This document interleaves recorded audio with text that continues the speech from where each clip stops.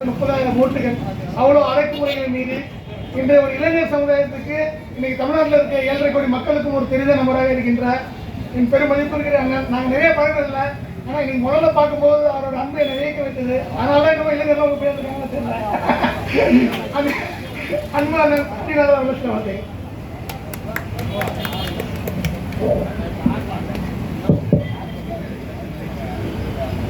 பெருந்தலைவர் ஐயா காமராஜர் அவர்களின் நல்ல ஆசியோடு தமிழ்நாடு வியாபாரிகள் சங்க பேரவையின் சார்பாக கள்ளச்சாராய மரணங்களை தவிர்த்திடவும் கள்ளுக்கடையை திறப்போம், சுதேசியத்தை காத்திடுவோம் என்று கூறி ஒரு மாபெரும் கண்டன ஆர்ப்பாட்டத்தை இங்கே நடத்தி கொண்டிருக்கிறார்கள். இந்த மாபெரும் அறவழி ஆர்ப்பாட்டத்திற்கு வருகை புரிந்துள்ள பல்வேறு அரசியல் கட்சியின் சார்பாக வந்துள்ள சகோதர சகோதரிகளுக்கும் பல்வேறு அமைப்புகள் மற்றும் பல்வேறு இயக்கங்களின் தலைவர்கள் அனைவர்களுக்குமே இந்த நேரத்தில் எனது நெஞ்சார்ந்த வாழ்த்துக்களையும் நன்றியையும் கூறிக்கொள்கிறேன். யாரோ கள்ளச்சாராயத்தை குடிக்காங்க, ஏதோ குடும்பம் நடுத்தருக்கு வந்துகிட்டு இருக்கு, நமக்கு என்ன, நமக்கு வேற வேலை இருக்கு, அதை பார்ப்போமே என்ற எண்ணம் இல்லாம மனிதர்களின் காவலராக விளங்கி கொண்டிருக்கக்கூடிய அண்ணாச்சி முத்துக்குமார் அவர்களின் வழி நடக்கக்கூடிய அண்ணன் அருள்குமார் அவர்கள் முன்னெடுத்திருக்கக்கூடிய இந்த ஆர்ப்பாட்டம் வெற்றி பெறணும். தமிழக அரசு முதல்ல இரட்டை வேடம் போடுவதை தவிர்க்க வேண்டும். அதாவது ஆட்சிக்கு வர்றதுக்கு முன்னாடி பூரண மதுவிலக்கு அப்படின்னு சொல்றதும், ஆட்சியில உட்கார்ந்ததுக்கு அப்புறம் அரசாங்கங்கிற பேர்ல அது நடத்துற பாரு ஒரு பக்கம் நடக்கும், எங்க கட்சி நிர்வாகிகளும் கள்ளச்சாராயத்தை விற்பாங்கிற ரெட்டை வேஷம் ஏன் போட்டுக்கிட்டு இருக்கீங்க? பொதுமக்களும் பல்வேறு எதிர்கட்சிகளும் பூரணமா மதுவிலக்கை கொண்டு வாங்கன்னு கேட்கும் போது அரியணையில உட்கார்ந்ததுக்கு அப்புறம் நீங்க சொல்லக்கூடிய பதில் என்ன அப்படின்னா, அவங்களோட உயிர் போயிரும், இந்த மதுப்பிரியர்கள் இறந்து போயிடுவாங்க, அவங்களை காப்பாற்ற முடியாது, அவங்களுக்காகத்தான் இந்த அரசாங்கமே இந்த மதுபான கடைகளை திறந்து வச்சிருக்கோங்கிற ஒரு பொய்யான போலியான அறிக்கையை கொடுத்துக்கிட்டு இருக்கீங்க. விஞ்ஞானம் எவ்வளவோ வளர்ந்துகிட்டு இருக்கு, எவ்வளவோ மருத்துவ வசதிகள் இருந்துகிட்டு இருக்கு. எந்த கூமுட்ட சொன்னா குடியார போய் உடனே செத்து போயிடுவான்னு சொல்லி மருத்துவமனைகள் எந்த நேரமும் அவங்களை காப்பாற்றுறதுக்கு தயாரா இருக்கு. இன்னைக்கு மூடுங்க நீங்க மதுக்கடைகளை, எந்த மதுப்பிரியரை செத்து போறாங்கிறத நாங்க பாக்குறோம். அவர்களுக்கு சிறப்பு மருத்துவ சிகிச்சை அளிக்கிறதுக்கு எவ்வளவோ படித்த மருத்துவர்கள் தயாரா இருக்காங்க. சும்மா மக்களை ஏமாத்திக்கிட்டு சும்மா ஒரு பொய்யான காரணத்தை திமுக அரசாங்கம் சொல்லக்கூடாதுங்கிறத இந்த நேரத்தில் கூடிக்கொள்கிறேன்.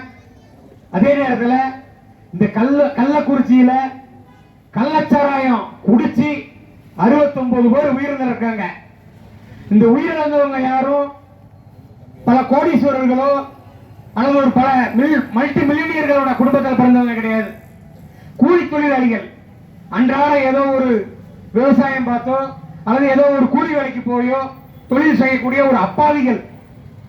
அரசாங்க மதுபான ஆலைகள்ல அரசாங்கம் சார்பா விற்கக்கூடிய அந்த மதுபானத்தை குடிச்சிட்டு உயிரிழந்தவங்க தான்.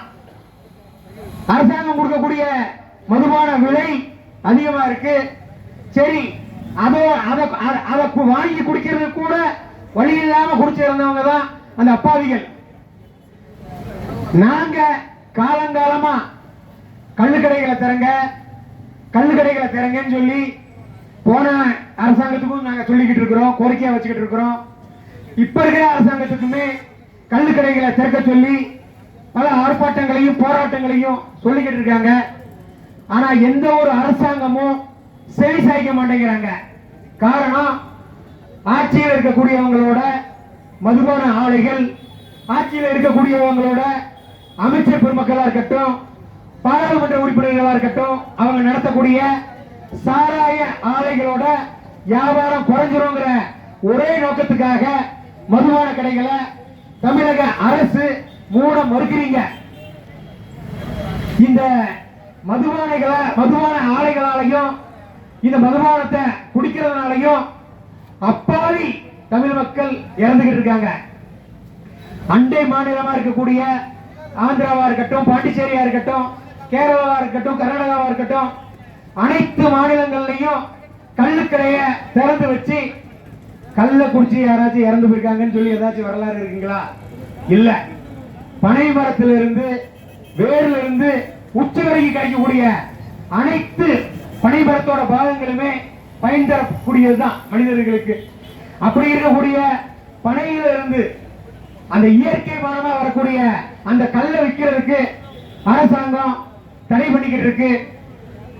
தயவு செய்து தமிழக அரசாங்கம், மாண்புமிகு தமிழக முதல்வர் மு.க. ஸ்டாலின் அவர்கள் உடனடியாக கள்ளுக்கடைகளை திறக்க உத்தரவிட வேண்டும். பூரண மதுவிலக்கை தமிழக அரசு விரைவில் கொண்டு வர வேண்டும். அரசோட மதுபான கடைகளை மூடிட வேண்டும். அதுபோல தங்களின் அமைச்சர் பெருமக்கள் நடத்தக்கூடிய சாராய ஆலைகளை உடனடியாக முற்றுப்புள்ளி வைக்க வேண்டும். இல்லை என்றால் நாளைக்கு விக்கிரவாண்டியில இடைத்தேர்தல் நடந்துகிட்டு இருக்கு. இன்னும் நேரம் இருக்கு. நாளை காலையில தான் ஓட்டு போடுறதுக்கு மக்கள் எல்லாம் இருக்காங்க. தமிழக மக்கள், அதுவும் குறிப்பா விக்கிரவாண்டி தொகுதியில் இருக்கக்கூடிய வாக்காளர் பெருமக்கள் தயவு செய்து கொஞ்சம் சிந்திச்சு வாக்களிங்க. பொதுவா இடைத்தேர்தல் அப்படின்னாலே ஆளுங்கட்சி தான் ஜெயிப்பாங்க, பணபலம் அதிகமா இருக்கும், பணத்தை கொடுத்தா வாக்க விலைக்கு வாங்கிடலாம் அப்படிங்கிற எண்ணங்கள் எல்லாம் இருக்கும். அதனால எதிர்கட்சிகள் கூட போட்டி போடாம விலகி நிற்கக்கூடிய இந்த இடைத்தேர்தலில் விக்கிரவாண்டி வாக்காளர்கள் இந்த கள்ளச்சாராய சாவுனால உயிரிழந்த அந்த 69 பேரோட குடும்பத்தை கொஞ்சம் நினைச்சு பார்த்து, இந்த சாராயத்தினால மதுபான ஆலைகள்னால தமிழக மக்கள் பாதிக்கப்படக்கூடிய இந்த அவலங்கள் எல்லாம் நினைச்சு பார்த்து இந்த ஆளுகிற திமுகவுக்கு ஒரு பாடமா விக்கிரவாண்டி இடைத்தேர்தலில் தோல்வியை கொடுக்கணும் அப்படிங்கறத இந்த ஆர்ப்பாட்ட கூட்டத்தின் வாயிலா தமிழக மக்களுக்கும் விக்கிரவாண்டி தொகுதி இடைத்தேர்தலில் வாக்களிக்கக்கூடிய வாக்காளர் பெருமக்களுக்கும் கோரிக்கையை வைத்துக் கொள்கிறேன்.